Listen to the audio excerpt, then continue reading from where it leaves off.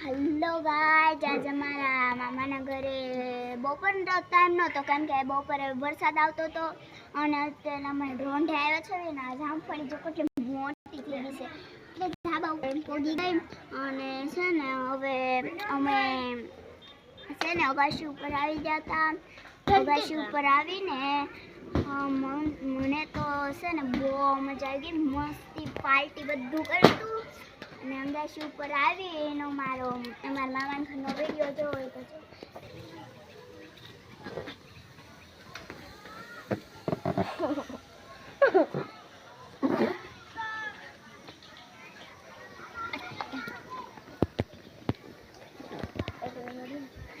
Hello guys, છે ને અમારો વિડીયો તમને મસ્ત લાગ્યો હોય તો જય માતાજી, જય દ્વારકાધીશ.